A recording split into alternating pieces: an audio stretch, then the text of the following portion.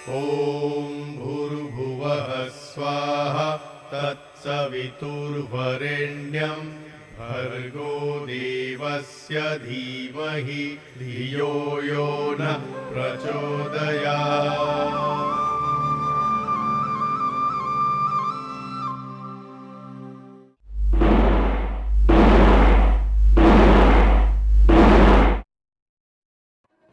शहीदों की चिताओं पर लगेंगे हर बरस मेले, वतन पर मरने वालों का यही बाकी निशान होगा। अमर हुतात्मा स्वामी श्रद्धानंद जी की बलिदान जयंती की ये मीलों लंबी शोभा यात्रा पंडित राम प्रसाद बिस्मिल के उद्गारों को शब्दशः चरितार्थ करती है।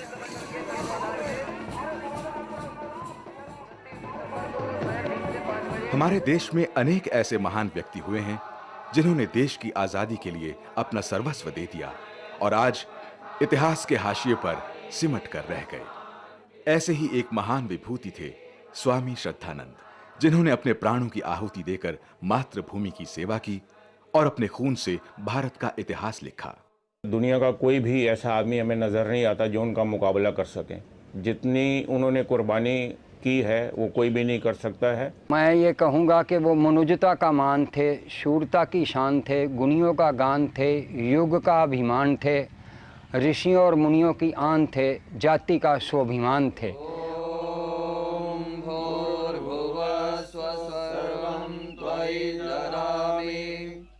स्वामी जी का जन्म पंजाब के जालंधर जिले के इस तलवन ग्राम में 22 फरवरी सन 1857 को इस मकान में हुआ।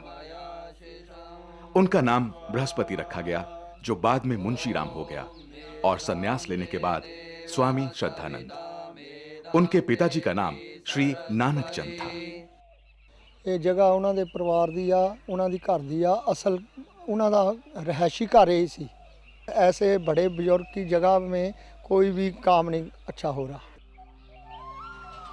ये मंदिर नानक चंद शिवालय भी उनके इस पैतृक घर का ही हिस्सा है। उनके पिता श्री नानक चंद जी संयुक्त प्रदेश पुलिस में एक पुलिस अधिकारी थे। ये तो मुझे याद है कि उनको देखकर हम लोग खुश होते थे। You see, he was not like stiff Swami. He used to come and put hand like that and say, "How are you? What are you doing?" Like that, just like a friend. मैं 8 साल की थी, अपने भाई के साथ मैं अब नौकर को लेकर के, और हमसे हमारे घर से थोड़ी दूर के पर था उनका जो रहने की जगह थी, तो वहाँ जाती थी और जाकर उनके पास बड़े प्यार से वो मिलते थे। बोलते थे आती रहा करो तुम, हाँ। और फिर वो बादाम कुछ बना के मेवा वेवा सा रखते थे, कुछ पुड़ियाँ सी, तो हम लोग जाते थे उनके पास। पिताजी की नौकरी में बार बार तबादले की वजह से मुंशी राम की आरंभिक शिक्षा सुनियोजित ढंग से नहीं हो सकी। स्वामी जी के जीवन का युवावस्था तक का एक बड़ा हिस्सा वाराणसी में गुजरा।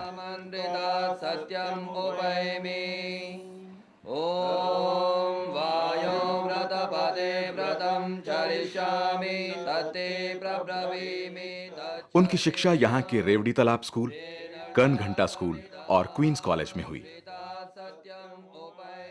उनकी शिक्षा अंशतः बरेली और इलाहाबाद में भी हुई। इलाहाबाद में स्वामी जी मोतीलाल नेहरू के सहपाठी थे। इसी वाराणसी नगर में स्वामी जी आस्था से अनास्था की ओर प्रवृत्त हुए। मुंशी राम आरंभ में एक आस्थावान युवक थे एवं नित्य विश्वनाथ दर्शन के लिए जाते थे।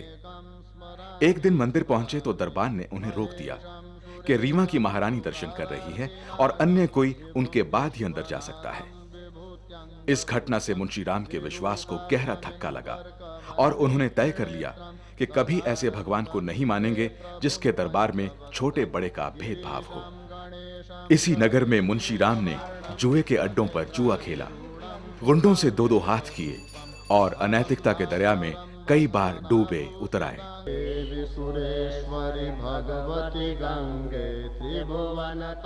काशी के इन्हीं घाटों पर स्वामी जी नित्य भ्रमण एवं स्नान के लिए आते थे। यहीं कुश्ती लड़ना और गतका चलाना सीखते। इन्हीं घाटों पर धर्मांधों का पाखंडियों द्वारा शोषण होते देखा। यहीं पर एक अबला को एक हवशी साधु के चंगुल से छुड़ाया। इस प्रकार युवा मुंशी राम पूरी तरह धर्म से विमुख होते चले गए। उन्होंने धर्म परिवर्तन करने की भी सोची, लेकिन वहां भी धर्म के नाम पर अधर्म ही पाया। युवा मुंशी राम पिताजी के साथ बरेली में थे। 14 श्रावण संवत 1936 में महर्षि दयानंद सरस्वती का बरेली आगमन हुआ। उनके व्याख्यानों में शांति व्यवस्था की जिम्मेदारी श्री नानकचंद जी की थी। नानकचंद जी ने अपने बेटे से महर्षि के प्रवचनों को सुनने का आग्रह किया। साधु महात्माओं के प्रति मुंशी राम के मन में अधिक आदर नहीं था। सिर्फ पिताजी की बात रखने के लिए वे प्रवचन में चले गए। महर्षि दयानंद टाउन हॉल में प्रवचन और शास्त्रार्थ किया करते थे। पहले ही प्रवचन ने मुंशी राम पर बहुत असर किया। महर्षि का प्रवचन कई दिनों तक चला। हर रोज मुंशी राम अपनी बुद्धि के अनुसार जटिल से जटिल प्रश्न लेकर महर्षि के पास आते और महर्षि पल भर में मुंशी राम को निरुत्तर कर देते। अंततः मुंशी राम ने कहा, महाराज, अपने तर्क से आपने मुझे चुप तो करा दिया, लेकिन यह विश्वास नहीं दिलाया कि ईश्वर का कोई अस्तित्व है। महर्षि पहले हंसे और फिर बोले, मैंने कब प्रतिज्ञा की थी कि मैं तुम्हारा विश्वास ईश्वर पर करा दूंगा। परमेश्वर पर तुम्हारा विश्वास तब होगा जब परमेश्वर स्वयं तुम्हें विश्वासी बनाएंगे।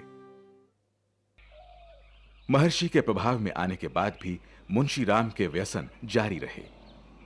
मुंशी राम को स्वामी श्रद्धानंद बनाने में उनकी पत्नी शिव देवी का बड़ा हाथ था।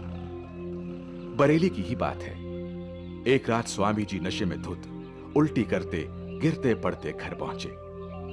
उनकी पत्नी रात भर बिना खाए पिए उनका सिर गोद में रखे जागती रही, क्योंकि वे तो हमेशा पति के खाने के बाद ही भोजन करती थी।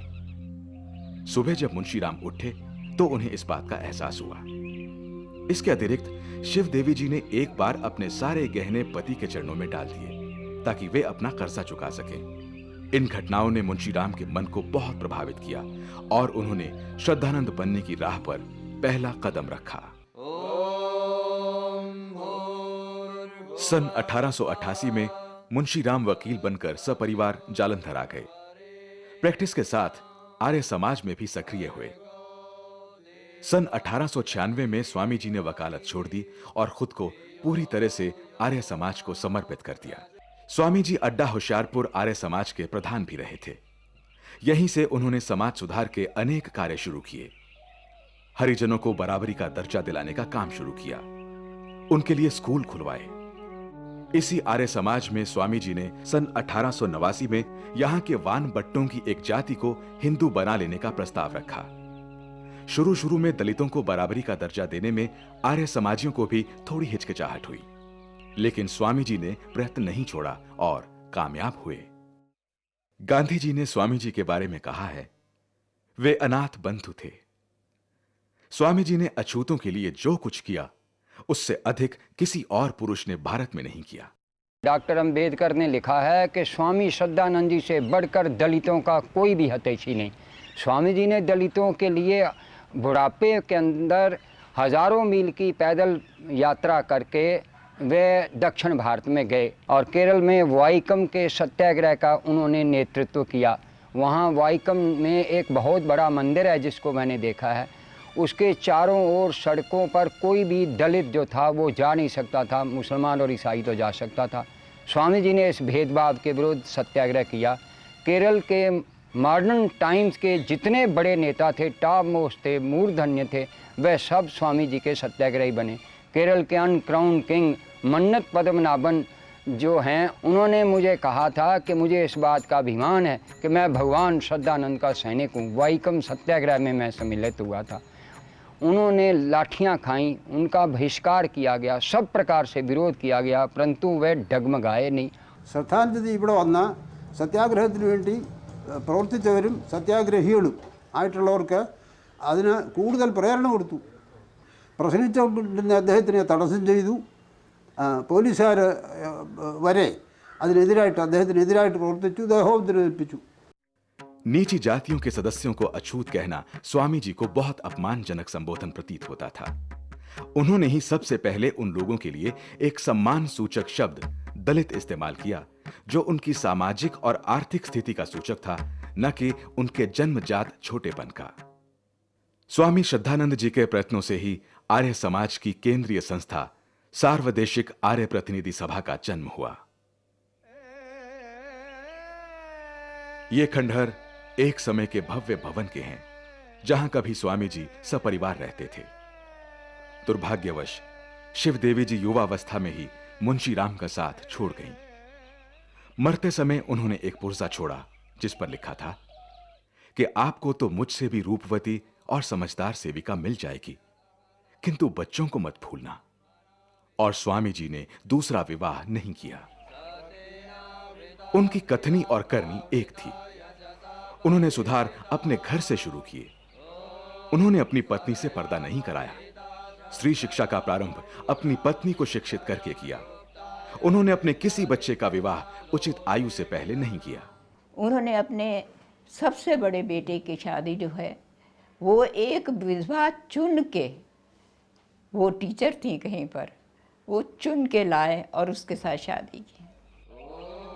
स्वामी जी बहुत वात्सल्यपूर्ण थे। वे सब बच्चों के साथ अपने सहन में खूब क्रिकेट खेलते थे। यही नहीं, सावन में कोठी के आंगन में झूले डलवाकर बच्चों को खुद झूला झुलाते और रक्षाबंधन को राखी बंधवाते।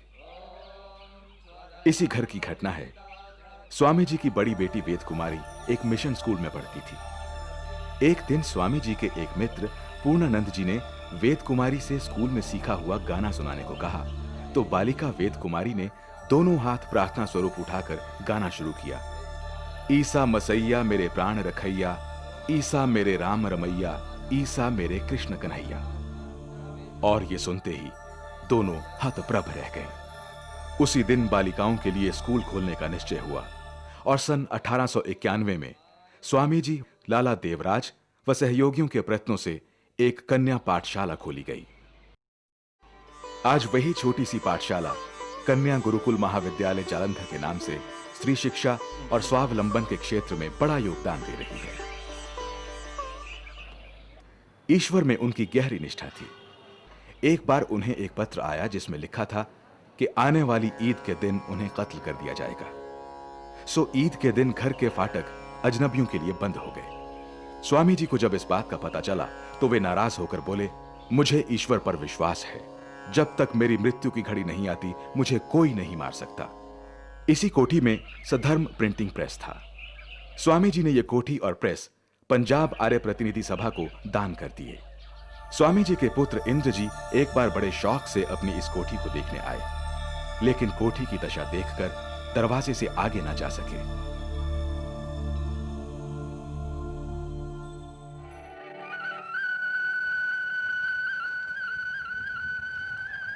स्वामी जी द्वारा स्थापित गुरुकुल कांगड़ी परिसर तक पहुंचने का आज भी प्राय यही साधन है। स्वामी जी जानते थे कि नई पीढ़ी के हृदय में राष्ट्र प्रेम तभी जागेगा जब उन्हें वेदों के अनुसार शिक्षा मिलेगी। उन्होंने एक ऐसे शिक्षा संस्थान की आवश्यकता महसूस की जहां वेदानुकूल शिक्षा देकर कर्तव्य परायण संस्कारी नागरिक तैयार किए जा सकें। 26 नवंबर 1897 को पंजाब आर्य प्रतिनिधि सभा ने गुरुकुल की स्थापना का निश्चय किया, लेकिन समस्या धन की थी। अपने पत्र सधर्म प्रचारक में अगस्त 1898 में स्वामी जी ने यह घोषणा कर दी कि जब तक वे गुरुकुल के लिए आवश्यक 30,000 रुपया नहीं जुटा लेंगे, अपने घर में पांव नहीं रखेंगे, और कमर कसकर घर से निकल पड़े। गुरुकुल की बात सुनकर लोगों ने स्वामी जी का मजाक उड़ाया। आज के युग में गुरुकुल? सब बातों का स्वामी जी के पास एक ही जवाब था, गुरुकुल की शिक्षा का महत्व और मूल्य आने वाला वक्त ही तय करेगा। महात्मा जी के इस साहसिक अभियान से नजीबाबाद के जमींदार चौधरी अमन सिंह बहुत प्रभावित हुए और सरकार की नाराजगी की भी परवाह किए बिना गुरुकुल की स्थापना के लिए 1200 बीघा जमीन और 11,000 रुपयों का योगदान दिया। हरिद्वार के पास कांगड़ी गांव में गंगा के किनारे शिवालिक की घाटी में गुरुकुल की स्थापना के लिए स्वामी जी को उनकी इच्छा के अनुसार स्थान मिला।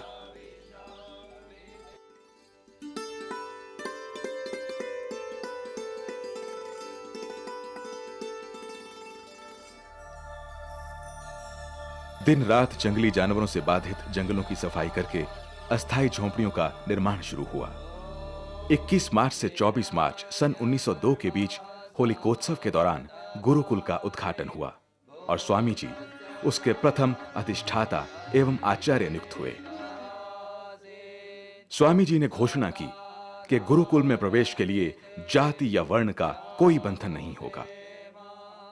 दैनिक दिनचर्या वो काफ़ी कठोर थी। सवेरे 4:30 बजे उठते थे। उस वक्त अंधेरे में ही जंगल में शौच आदि जाना, फिर गंगा पर नहाना, उसके बाद संध्या हवन होता था, फिर थोड़ा प्राश करके कक्षाएं शुरू हो जाती थी, विद्यार्थी पढ़ते थे। 4 बजे खेल होते थे। स्वामी जी का आग्रह ये था कि खेल कूद व्यायाम इसकी ओर भी पूरा ध्यान दिया जाना चाहिए। तो जी उन्होंने तो घोड़े भी रखे थे कि हर विद्यार्थी घोड़सवारी सीखे। वो बच्चों को बिल्कुल जैसे माता पिता रखते हैं ना, ऐसा रखते थे वो। हमें याद है कि हम रात को सो रहे हैं और स्वामी जी अपनी एक सोटी लेकर कर हाथ में लालटेन लेकर के रात को 9 बजे 10 बजे चक्कर लगाते थे। हमारे आश्रम में आकर के कमरों में घूम के जाते थे, देखते थे सब ठीक हैं। वो विद्यार्थियों से, ब्रह्मचारियों से आम तौर पर तू करके बात करते थे। और जब किसी को ये कह दें वो, आपने आज खाना नहीं खाया, आपको क्या तकलीफ़ है, आपने ये काम क्यों नहीं किया, ये काम ये क्यों किया, तो समझते आज तो स्वामी जी बहुत नाराज़ हैं आज वो आप करके जो बोल रहे हैं ब्रह्मचारी को। तो ये उनकी एक बड़ी विशेषता थी। गांधी जी का स्वामी जी से प्रथम व्यक्तिगत परिचय गुरुकुल में ही हुआ। गांधी जी को महात्मा की उपाधि गुरुकुल ने ही दी थी। गांधी जी प्रथम बार जब गुरुकुल पधारे थे तो एक सम्मान पत्र में उन्हें महात्मा शब्द से संबोधित किया गया था। गांधी जी के अफ्रीका प्रवास के दौरान उनके सत्याग्रह के लिए अपने खान पान में कटौती करके और बर्फीली रातों में एक निर्माणाधीन बांध पर मजदूरी करके यहां के ब्रह्मचारियों ने जो 1500 रुपए उन्हें भेजे थे, उसकी मिसाल गांधी जी अक्सर अपने भाषणों में दिया करते थे। 1930-31 में तो कुछ देर के लिए गुरुकुल को तो बंद कर दिया गया था, इसलिए कि अब ब्रह्मचारी जो है भाग लेंगे बाकायदा। हम तो फर्स्ट ईयर में थे, तो हम सब रुड़की में, हरिद्वार, ये सहारनपुर में जाके हमने गांव-गांव में काम किया सब ब्रह्मचारियों ने। तो और जितने वहाँ के स्नातक हैं बहुत सारे, वो सब भाग लिया, जेलों में गए। ब्रह्मचारी मैं भी जेल में गया। जो तपस्या का जीवन हमने वहाँ पर बिता लिया वो सारे जीवन हमारे काम आया। और यहाँ तक हुआ कि जब हमें सत्याग्रह में जेल में रहना पड़ा तो जो कठिनाइयाँ और लोगों को बहुत असह्य मालूम होती थी, हमें वो कठिनाइयाँ ही प्रतीत नहीं होती थी। गुरुकुल के दीक्षांत समारोह में देश के सभी बड़े राष्ट्रीय नेता जैसे नेताजी, लालाजी, गांधी जी और टैगोर इत्यादि पधारे। गुरुकुल के छात्रों ने असहयोग आंदोलन में भी बढ़ चढ़कर हिस्सा लिया। ब्रिटेन के भूतपूर्व प्रधानमंत्री रैमसे मैकडॉनल्ड ने अपने लेखों में लिखा, मैकाले की शिक्षा नीति को गुरुकुल से करारा जवाब नहीं हो सकता था। गुरुकुल का यह परिसर बार बार गंगा की बाढ़ में बह जाया करता था। अंततः उसे इस नई जगह पर ले आया गया।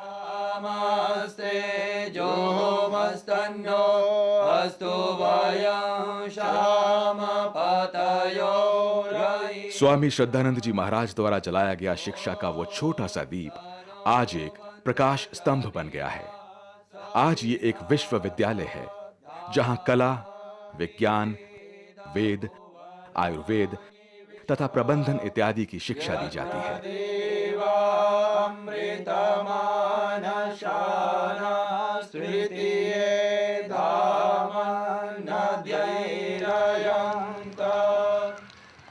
गुरुकुल कांगड़ी के बाद स्वामी जी की प्रेरणा से देश में और भी अनेक गुरुकुल खोले गए।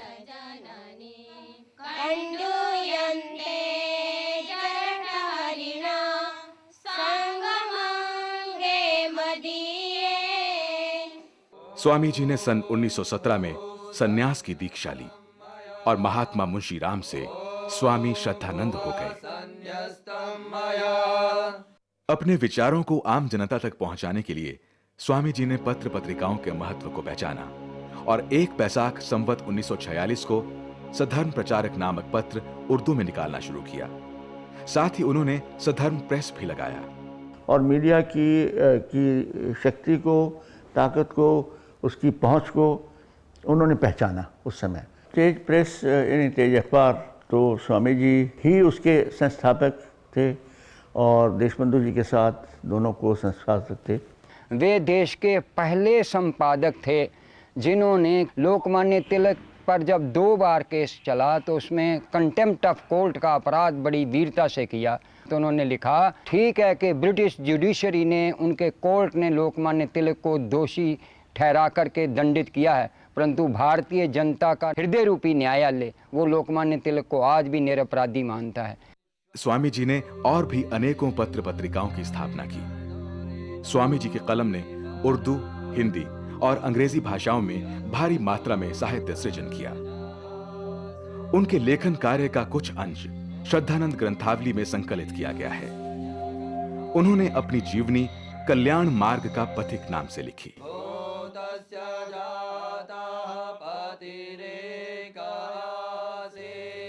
स्वामी जी हिंदी के अनन्य प्रेमी थे।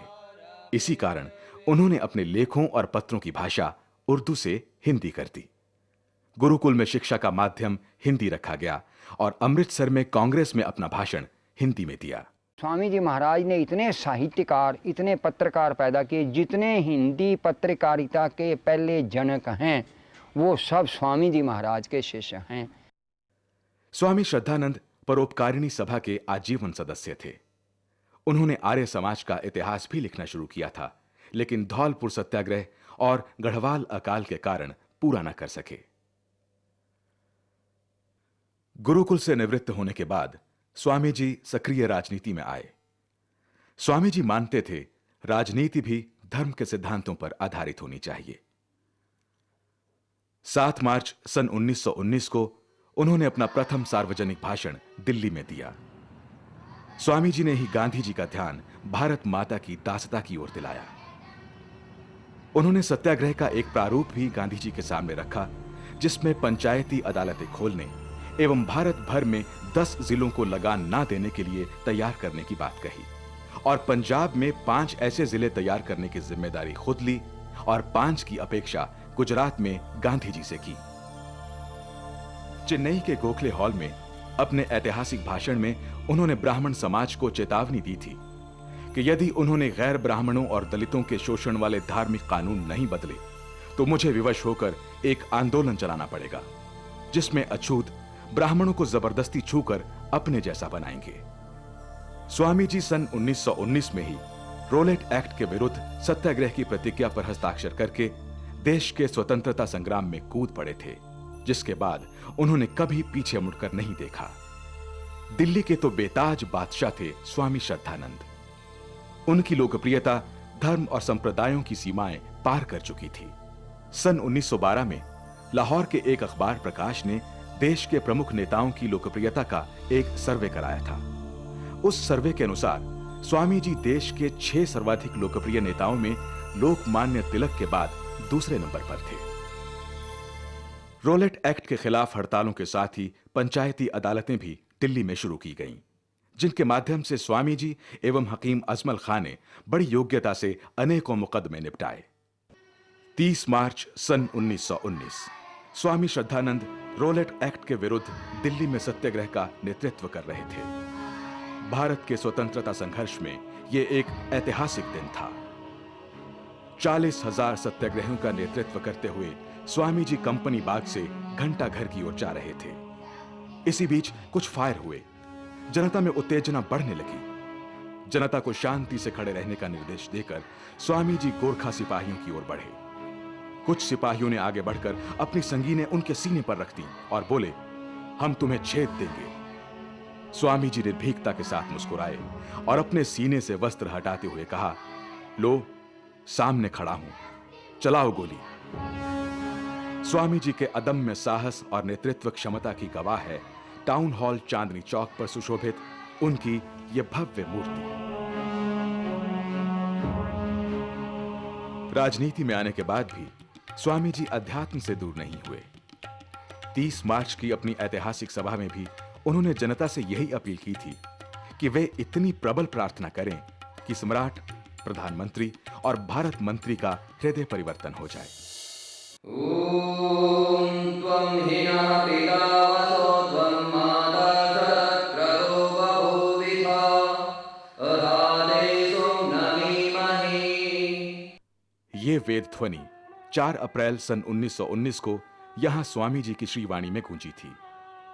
30 मार्च के सत्याग्रह में अंग्रेजों की गोलियों से हुए शहीदों, हिंदू और मुसलमान दोनों को श्रद्धांजलि देने के लिए 4 अप्रैल 1919 को यहां एक सभा आयोजित की गई थी और इस सभा को आशीर्वाद देने के लिए स्वामी श्रद्धानंद को विशेष आग्रह से बुलाया गया और ओम के स्वर के साथ उन्होंने अपना प्रवचन शुरू किया था।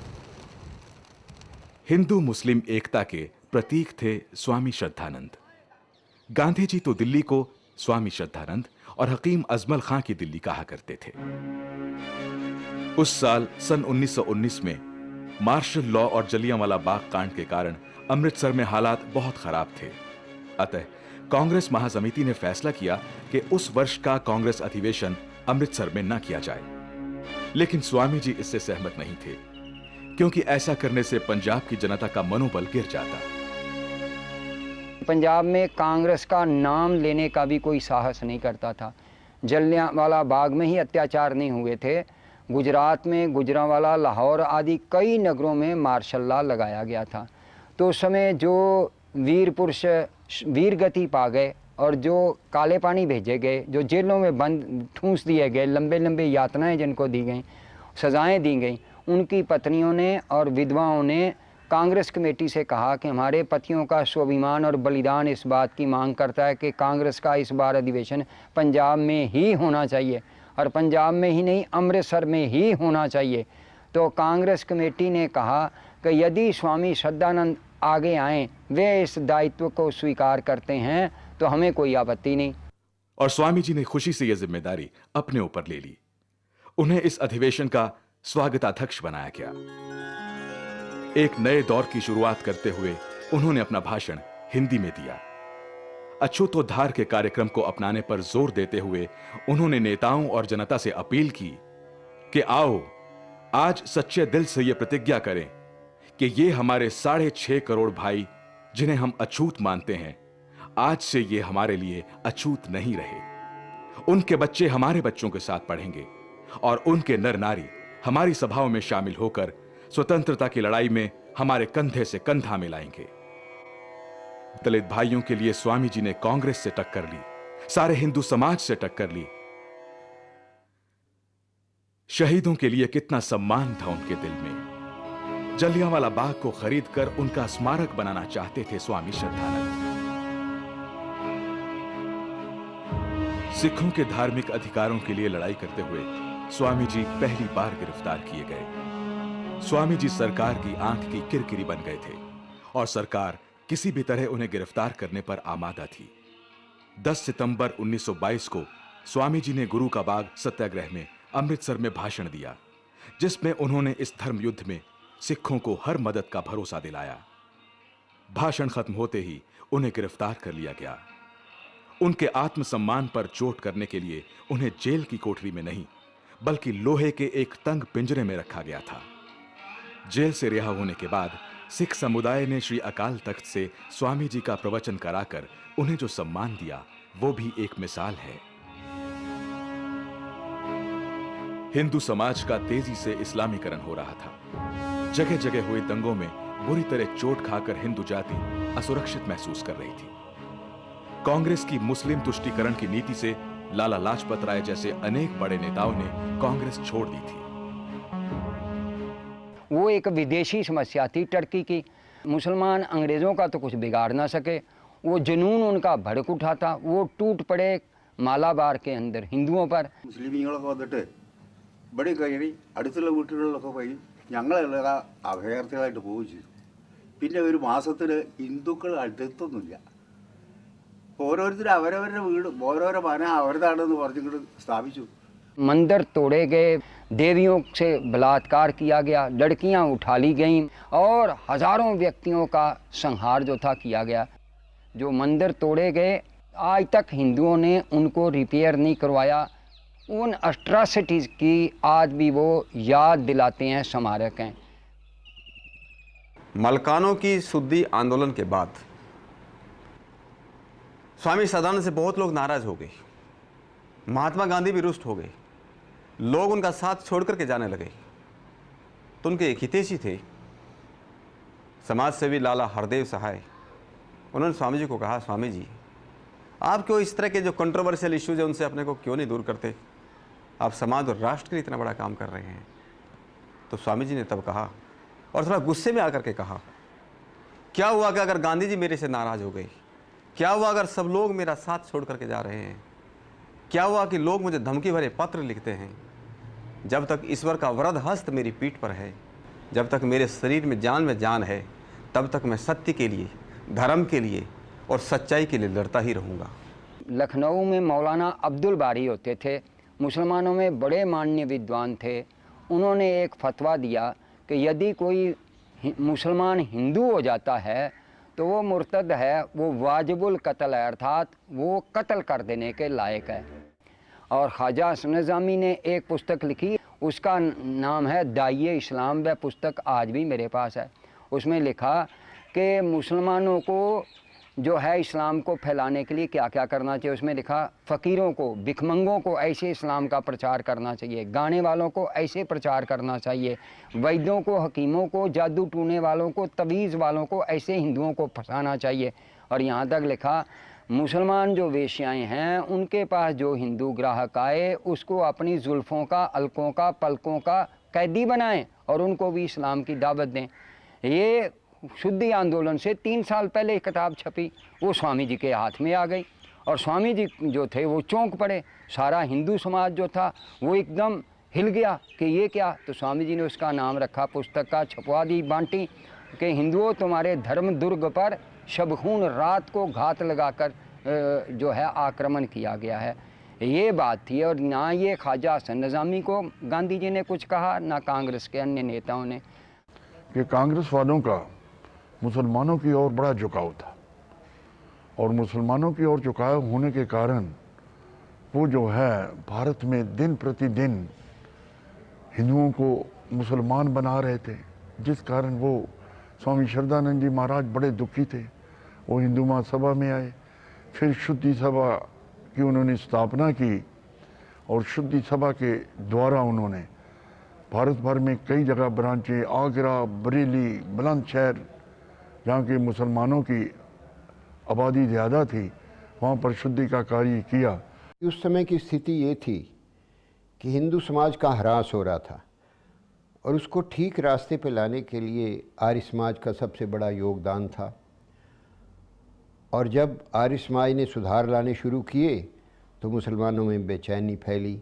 सिकुड़ते हुए हिंदू समाज को बचाने के लिए स्वामी जी ने 13 अप्रैल सन 1923 को आगरा में भारतीय शुद्धि सभा की स्थापना की और उन हजारों मुस्लिमों और ईसाइयों को फिर से हिंदू मत में लाया गया जो मुस्लिम और अंग्रेजी राज में डर या लोभवश हिंदू धर्म छोड़ गए थे।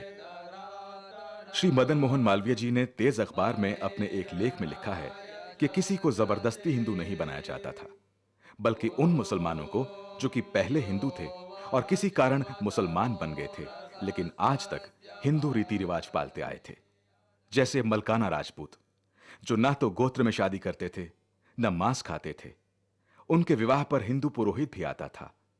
बहुतों के नाम भी हिंदू थे, बस नाम मात्र के मुसलमान थे और वापस आने की इच्छा रखते थे। काकीनाडा में कांग्रेस का अधिवेशन हुआ और उस अधिवेशन के अंदर मोहम्मद अली ने इस बात के का प्रस्ताव रखा कि इस देश के अंदर 8 करोड़ अछूत या जिनको हम कहते हैं नीची जाति के लोग हैं कि आधे लोग आर्य समाज हिंदू बन जाएं और आधे लोग मुसलमान बन जाएं। जब इस्लाम ने इस बात को स्वीकार नहीं किया स्वामी श्रद्धानंद के कि इस देश के अंदर जो अछूत हैं उनका इस्लामीकरण रोका जाए, तो स्वामी श्रद्धानंद ने शुद्धि के कार्यक्रम को प्रारंभ किया। उस समय के प्रभावशाली कांग्रेसी नेताओं ने गांधी जी पर दबाव डाला कि शुद्धि आंदोलन इस्लाम के खिलाफ एक साजिश है, इसे तुरंत रुकवाना चाहिए। दिल्ली में पटौदी हाउस दरियागंज में एक कॉन्फ्रेंस हुई, मीटिंग बुलाई गई जिसमें कांग्रेस के बड़े बड़े नेता सम्मिलित हुए। तो स्वामी जी से कहा गया कि वे शुद्धि आंदोलन को बंद कर दें। किसी मुसलमान को हिंदू ना बनाए। स्वामी जी ने कहा स्वीकार है, परंतु इस शर्त पर सारे मुसलमान मुबल्लिग प्रचारक जो हैं वो जहाँ जहाँ देश में काम करते हैं वो सब अपने काम को बंद कर दें। तो मैं भी शुद्धि सभा से और हिंदुओं के अन्य संगठनों से कह दूंगा कि वे शुद्धि के कार्य को बंद कर दें। उनके और गांधी जी के बीच मतभेद गहरा गए। गांधी जी ने अपने पत्र यंग इंडिया में आर्य समाज और स्वामी श्रद्धानंद के विरुद्ध लेख लिखे। इसी से शय पाकर आर्य समाज के ऊपर मुसलमानों के हमले और बढ़ गए। आर्य समाज के स्तंभ आर्य मुसाफिर पंडित लेखराम की हत्या से जो सिलसिला शुरू हुआ वो महाशय राजपाल की हत्या पर भी न रुका। स्वामी जी अविचल अपने काम में लगे रहे। शुद्धि का असर बहुत तेज हुआ और हजारों मुसलमान परिवार वापस हिंदू हो गए। मुस्लिम कट्टरपंथियों ने स्वामी जी को इस्लाम का दुश्मन घोषित कर दिया। उनकी पुत्री भी लिखती हैं कि पिताजी को अक्सर धमकी भरे पत्र आते थे कि शुद्धि का काम बंद करो, नहीं तो तुम्हें कत्ल कर दिया जाएगा। और इस नफरत की इंतहा हुई असगरी बेगम के हिंदू बनने के बाद। मार्च 1926 में असगरी बेगम नाम की एक मुस्लिम महिला हिंदू धर्म में दीक्षित होने की इच्छा से स्वामी जी के पास आई। मेरी माँ का जन्म एक मुसलमान घराने में हुआ, एक मौलवी के घर। छोटी सी उम्र में जब वो 12 साल की थी, हमारे नाना ने उन्हें अरबी फारसी पढ़ा दी, कुरान शरीफ पढ़ा दिया। और उसके बाद मेरी नन्ही सी 12 साल की माँ अपने बाप से कहने लगी, बाबा जी आपने मुझे उर्दू पढ़ा दी, फारसी पढ़ा दी, कुरान शरीफ पढ़ा दिया, इस्लाम के बारे में पूरी जानकारी दे दी, अब ज़रा हिंदू रिलीजन के बारे में भी तो बता दीजिए। अब आप ही सोचिए कि उस ज़माने में 12 साल की लड़की अपने मुसलमान बाप से कहती है कि मुझे आप रामायण और महाभारत के बारे में बताइए, वेद और पुराण मुझे पढ़ने दीजिए, उपनिषदें पढ़ने दीजिए। तो जाहिर है क्या हाल हुआ होगा। बहुत गुस्से में आ गए उनके बाप। लेकिन मेरी माँ की खुशकिस्मती कि उसी ज़माने में उन्हें पता चला कि स्वामी श्रद्धानंद जी जो हैं वो शुद्धि का चक्कर चला रहे हैं। वो अपने घर से निकल भागी और बहुत प्राउडली कहती थी कि मैं किसी इंसान के लिए, किसी आदमी के लिए, किसी की मोहब्बत में, दौलत की लालच में नहीं भागी, बल्कि अपना नॉलेज बढ़ाने के लिए, हिंदू रिलीजन पढ़ने के लिए। अरबी अगर मैंने पढ़ी थी तो मैं संस्कृत क्यों ना पढ़ूं, ये इच्छा लेकर वो स्वामी जी के शरण में आ गई। उसकी इच्छा अनुसार उसे हिंदू धर्म में दीक्षित किया गया और उसका नाम शांति देवी रखा गया। लेकिन दुनिया वालों को चैन कहाँ आता है। लोग इस दौरान में दूसरी तरफ से आते रहे और ये फरमाइश करते रहे कि हमारी बच्ची हमें वापस करो। असगरी बेगम को शांति देवी आपने कैसे बना दिया। उसके पिता मौलवी ताज मोहम्मद और पति स्वामी जी के पास आए और असगरी बेगम को वापस जाने देने के लिए कहा। लेकिन स्वामी जी की मोहब्बत देखिए मेरी माता के प्रति कि उन्होंने कहा कि शांति को मैंने अपनी धर्मपुत्री बनाया है, वो मेरी बेटी है और मैं चाहूँगा कि जहाँ वो खुश रहती है वहीं वो रहे। ज़बरदस्ती आप उसको नहीं ले जा सकते मेरे जीते जी। शांति देवी फिर से इस्लाम स्वीकार करने को बिल्कुल तैयार नहीं थी। बात बढ़ गई। स्वामी जी, इंद्र जी और डॉक्टर सुखदेव पर असगरी बेगम को भगाकर जबरदस्ती धर्म परिवर्तन के आरोप में मुकदमा दायर हुआ। नवंबर 1926 को स्वामी जी बनारस गए, लेकिन वहां जाकर बीमार हो गए और वापस दिल्ली लौट आए। 4 दिसंबर सन 1926 को अदालत ने सबको ससम्मान बरी कर दिया। आर्यजनों ने चैन की सांस ली, लेकिन कट्टरपंथी मुसलमानों के मन में कुछ और ही था। उन्होंने स्वामी जी के खिलाफ आग भड़कानी शुरू कर दी।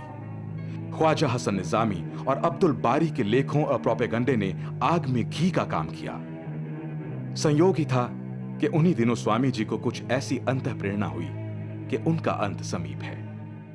इंद्र जी अपने संस्मरणों में लिखते हैं कि 22 दिसंबर को उन्होंने मुझे, देशबंधु गुप्त जी और डॉक्टर सुखदेव को बुलाकर वसीयत लिख लेने का आग्रह किया था।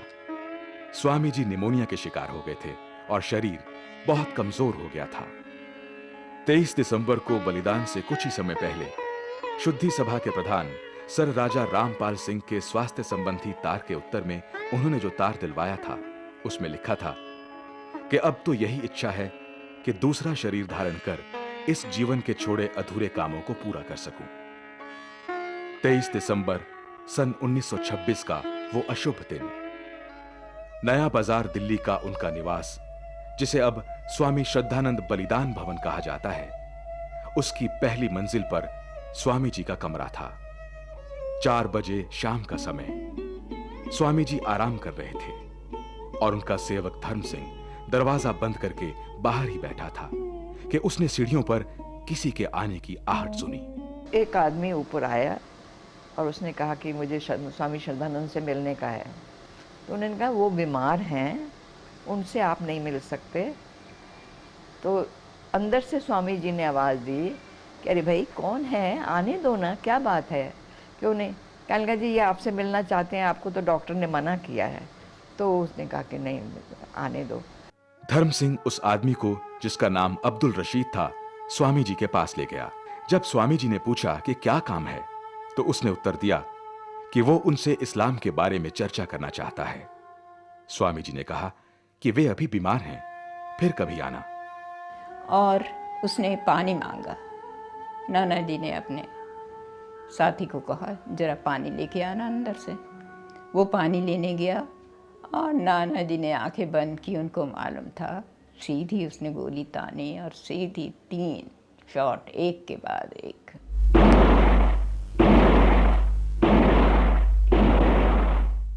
धर्म सिंह ने दौड़कर अब्दुल रशीद को पकड़ लिया। धर्मपाल भी वहां आ गए। दोनों ने अपनी जान पर खेलकर हत्यारे को तो काबू में कर लिया, लेकिन स्वामी जी की जान नहीं बचा सके और स्वामी जी महाप्रयाण कर गए। शायद उस दिन सवेरे ही अपनी मृत्यु का पूर्वाभास हो गया था उन्हें। 25 दिसंबर सन 1926 को स्वामी जी की अंत्येष्टि की गई। उनके श्रद्धालुओं के दल देश के कोने कोने से अपने प्रिय नेता के अंतिम दर्शनों के लिए उमड़ पड़े। अपनी तीसरी मंजिल से देखा मैंने तो इतना कि सारा बाजार जो है, वो सड़क जो है वो भरी हुई है सफ़ेद कपड़ों से, और लोग जो हैं वो नारे लगा रहे हैं।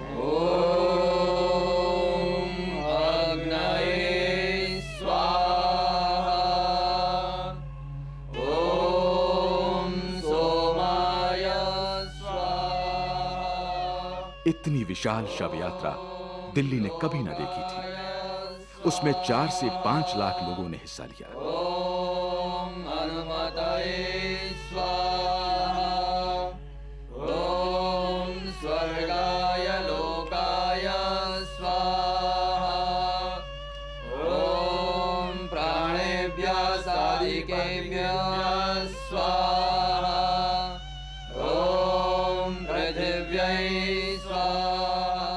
उस समय के मुसलमानों के एक विशेष वर्ग ने अब्दुल रशीद के मुकदमे में बेहद दिलचस्पी ली। जिंदगी भर हिंदू मुस्लिम एकता के लिए काम करने वाले स्वामी श्रद्धानंद के हत्यारे को गाजी कहा गया। इस सब के बावजूद आर्य समाज ने पूरे मुस्लिम समाज को इसका दोषी नहीं ठहराया, बल्कि स्वामी जी के सपुत्र इंद्र जी तो अब्दुल रशीद के लिए सरकार से माफी की अपील भी करने को तैयार थे। स्वामी जी के बलिदान पर देश के कोने कोने से श्रद्धांजलियों का तांता लग गया। गांधी जी ने अपने शोक संदेश में कहा कि वे कर्मवीर थे, वाकशूर नहीं। स्वामी जी की हत्या से आहत होकर गांधी जी ने अत्यंत कठोर शब्दों में अपने पत्र नवजीवन के संपादकीय में लिखा, मुसलमानों को अग्नि परीक्षा से गुजरना पड़ेगा।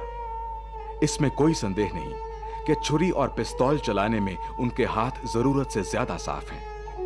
इस्लाम को अगर इस्लाम यानी शांति बनना है तो उसे अपनी तलवार म्यान में ही रखनी होगी। अपनी आत्मकथा में स्वामी जी के बलिदान का उल्लेख करते हुए स्वर्गीय जवाहरलाल नेहरू ने लिखा, उस साल 1926 के आखिर में हिंदुस्तान में एक महान दुखद घटना से अंधकार सा छा गया। इस घटना से समस्त भारत घृणा व रोष से कांप उठा।